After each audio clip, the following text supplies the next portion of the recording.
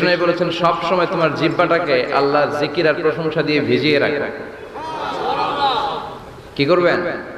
ভিজিয়ে রাখবেন। আরব বিশ্বে আমরা যখন পড়াশোনা করতাম তখন দেখতাম যে রাস্তাঘাটে বিভিন্ন জায়গায় আজকারগুলো, আল আদঈয়াতুল মা'সুরা, মাসনুন দোয়াগুলো তারা লিখে রাখত, যাতে মনের অজান্তেই তাদের চোখ ওই সাইনবোর্ডে পড়লে তারা যেন ওই দোয়াগুলো পড়তে পারে।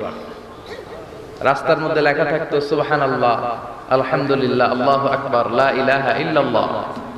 আপনি উঁচু কোনো জায়গায় উঠবেন বা লিফটে দিয়ে উপরে উঠবেন, সিঁড়ি দিয়ে উপরে উঠবেন, ওঠার সময় বায়ে লেখা আল্লাহু আকবার। কারণ হাদিসে এসেছে ইদা সাইদনা কাব্বারনা, আমরা যখন উপরের দিকে উঠতাম আমরা পড়তাম আল্লাহু আকবার। ওয়া ইদা নাযালনা সাব্বাহনা, আর যখন আমরা নিচের দিকে নামতাম আমরা পড়তাম সুবহানাল্লাহ।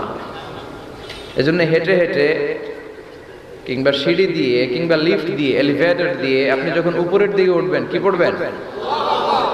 আওয়াজ করে পড়েন, কি পড়বেন? আর নিচের দিকে নামলে কি পড়বেন? এই তাসবিহগুলো পড়ে পড়ে জিহ্বাটারে ভিজিয়ে রাখার দরকার আছে না নাই? আমরা যেন আল্লাহর জিকির আর শুকর দিয়ে আমাদের হৃদয়টাকে, জিহ্বাটাকে সিক্ত করে রাখতে পারি। আল্লাহ তুমি তৌফিক দাও। ফরজ সালাতের পরে বিশ্বনবী তাসবিহগুলো পড়তেন, আমরা পড়তে চাই না। আল্লাহ রাসূল সাল্লাল্লাহু আলাইহি ওয়াসাল্লাম সালাম ফেরানোর পরে পড়তেন আল্লাহু আকবার, তিনবার পড়তেন আস্তাগফিরুল্লাহ, আস্তাগফিরুল্লাহ, আস্তাগফিরুল্লাহ, সুবহানাল্লাহ 33 বার, আলহামদুলিল্লাহ 33 বার, আল্লাহু আকবার 33 বার, লা ইলাহা ইল্লাল্লাহ ওয়াহদাহু লা শারীকা লাহু, লাহুল মুলকু ওয়া লাহুল হামদু ওয়া হুয়া আলা কুল্লি শাইইন কাদির। আয়াতুল কুরসি পড়তেন, লম্বা লম্বা অনেক দোয়া করতেন। এগুলো আমরা করি না, আমরা ছোট্ট একটা মুনাজাতের জন্য পাগল হয়ে যাই, তাই না? আসসালামু আলাইকুম ওয়া রাহমাতুল্লাহ, আসসালামু আলাইকুম ওয়া রাহমাতুল্লাহ, আল্লাহুম্মা আমিন বিরহমাতিকা ইয়া আরহামার রাহিমিন, তাই না? আমিন ইয়া আরহামার রাহিমিন। তো হইলো কিছু? তাড়াহুড়ো করবেন, তাসবিহ পড়বেন, জিকিরগুলো পড়বেন, এগুলো আপনার অন্তরটাকে সিক্ত রাখে। ফরজ সালাতের পরে আয়াতুল কুরসি পড়তে হয়। মান ক্বারাআ আয়াতাল কুরসি দুবুরা কুল্লি সালাতিন মাকতুবা লাম ইয়ামনাহু মিন দুখুলিল জান্নাতি ইল্লাল মাউত। প্রত্যেক ফরজ সালাতের পরে যে আয়াতুল কুরসি পড়ে তার জান্নাতে ঢোকার ব্যাপারে কোনো বাধা থাকে না একটি জিনিস ছাড়া, সেটা হলো তার মৃত্যু। লোকটা মরে না তাই জান্নাতে যায় না, মরলেই জান্নাতে। প্রত্যেক ফরজ সালাতের পরে আয়াতুল কুরসি পড়বেন তো? আর সর্বাবস্থায় বেশি বেশি করে পড়বেন আস্তাগফিরুল্লাহ। কি পড়বেন? আমার সাথে আওয়াজ করে পড়েন আস্তাগফিরুল্লাহ, আর আওয়াজ করে পড়েন আস্তাগফিরুল্লাহ। বেশি বেশি যারা ইস্তেগফার পড়ে তাদের 5টা লাভ। আওয়াজ করে বলতে হবে কয়টা? নাম্বার 1, মান লাজিমাল ইস্তিগফার জাআলাল্লাহু লাহু মিন কুল্লি দীকিন মাখরাজা। যে সব সময় ইস্তেগফারের সাথে লাজিমা মানে লেগে থাকে, আঠার মতো। কিসের মতো? চুইংগাম খান না আপনারা? চুইংগাম যদি হাতের মধ্যে লাগান আঠার মতো লেগে থাকে না? বাচ্চারা আবার দুষ্টামি করে চুইংগাম খেয়ে আরেকজনের চুলের মধ্যে লাগায় দেয়, আছে না নাই? তখন সরিষার তেল দিয়ে ছুটাইতে হয়, তাই না? তো মান লাজিমাল ইস্তিগফার, যে ইস্তিগফারের সাথে আঠার মতো লেগে থাকে, সে 5টা জিনিস পায় জীবনে। চিল্লায় বলেন না কয়টা? 1 নাম্বার, জাআলাল্লাহু লাহু মিন কুল্লি দীকিন মাখরাজা। সব বিপদ থেকে তার উদ্ধার করে কে? আল্লাহ। আমাদের জীবনে বিপদ আপদ আছে না নাই? কম না বেশি? কত বিপদ, কত ধরনের বিপদ। যে কোনো সময় দুর্ঘটনা হতে পারে, রোড অ্যাক্সিডেন্ট, আছে না নাই? যে কোনো সময় গুম হয়ে যেতে পারে, আপনারা খুঁজে পাবেন আপনার স্বজনরা। যে কোনো সময় ক্রস ফায়ারের মধ্যে পড়তে পারে, ঠিক কি না? যে কোনো সময় বজ্রপাতে আপনি নিহত হতে পারেন, ভূমিকম্পের মাঝখানে পড়তে পারেন, 2 জন কুবাকুবি লাগছে, আপনি মাঝখানে, হইতে পারে না? জাআলাল্লাহু লাহু মিন কুল্লি দীকিন মাখরাজা। এরকম সব ধরনের বিপদ থেকে তারে রক্ষা করবে কে? আল্লাহ। যদি ইস্তিগফারের সাথে আঠার মতো লেগে থাকা যায়। এই হলো নাম্বার 1। নাম্বার 2, ওয়া মিন কুল্লি হাম্মিন ফারাজা। যে সব সময় আঠার মতো ইস্তিগফারের সাথে লেগে থাকবে, আল্লাহ তাকে দুশ্চিন্তা থেকে মুক্তি দিবেন, তার কোনো টেনশন থাকবে না। সুবহানাল্লাহ পড়েন। আমাদের জীবনে টেনশন আছে না নাই? জীবন নিয়ে টেনশন, মরণ নিয়ে টেনশন, ক্যারিয়ার নিয়ে টেনশন, বাড়ি ভাড়ার টেনশন, বিদ্যুৎ বিলের দাম বেড়ে যাচ্ছে টেনশন, ঘরের মধ্যে শান্তি নাই টেনশন, দ্রব্যের দাম বাড়তেছে, বেতন কমতেছে টেনশন, ঠিক কি না? এই টেনশন থেকে আপনাকে মুক্ত রাখবে কে? নাম্বার 3, ওয়ায়ারযুকহু মিন হাইসু লা ইয়াহতাসিব, এমন জায়গা থেকে আল্লাহ আপনাকে রিজিকের ব্যবস্থা করবে আপনি কল্পনাই করতে পারবেন না। রিজিক দেওয়ার মালিক কে? কেউ যেটা পারে না, পারে কে? এমন জায়গা থেকে তিনি রিজিক দিবেন আপনি কল্পনাই করতে পারেন না, আপনি হিসাবই করেন না যে এখান থেকে কিছু রিজিক আমি পাবো, কিন্তু আল্লাহ ব্যবস্থা করে দিয়েছে। সুবহানাল্লাহ পড়েন। 4 নাম্বার, যতক্ষণ ইস্তেগফারের সাথে আঠার মতো লেগে থাকবেন আল্লাহর কোনো শাস্তি আপনার উপর আসবে না। ওমা কানা আল্লাহু মুআযযিবাহুম ওয়া হুম ইস্তাগফিরুন, যতক্ষণ আপনি ইস্তেগফার করবেন আল্লাহর আযাব আপনারে পাকড়াও করবে না। 5 নাম্বার হচ্ছে আল্লাহ আপনাকে মুস্তাজাবুদ দাওয়া বানিয়ে দিবে। মুস্তাজাবুদ দাওয়া মানে এমন ব্যক্তি, যেই ব্যক্তি দোয়া করা মাত্রই দোয়া কবুল করে কে? সবসময় ইস্তেগফার পড়তে রাজি আছেন তো? আপনারা ইমাম আহমদ ইবনে হাম্বলের নাম শুনেছেন? আমরা ইসলামে 5টা মাযহাবের প্র্যাকটিস করি, কোরআন সুন্নাহর আলোকেই আমরা করি। হানাফি, শাফিঈ, মালিকি। 4 নাম্বারটা আপনারা বলেন। হাম্বলি, হানাফি, শাফিঈ, মালিকি, তারপরে হাম্বলি। এই হাম্বলি মাযহাবের ধারক এবং বাহক ইমাম আহমদ ইবনে হাম্বল, উনি অনেক বড় যুগ শ্রেষ্ঠ মুহাদ্দিস ছিলেন। একক স্বতন্ত্র হাদিসের কিতাব হিসেবে পৃথিবী খ্যাত যে হাদিসের কিতাবটা, যেটার মধ্যে সবচাইতে বেশি সংখ্যক হাদিস আনা হয়েছে, মুসনাদ আহমদ ইবনে হাম্বল, এটার রচয়িতা উনি। সুবহানাল্লাহ পড়া। প্রায় 40,000 হাদিসের কালেকশন এই কিতাবের ভেতরে আছে। এই হাদিস কালেকশনের জন্য ইমাম আহমদ ইবনে হাম্বল বছরের পর বছর, যুগের পর যুগ, শহর থেকে গ্রাম, গ্রাম থেকে শহর চষে বেরিয়েছেন।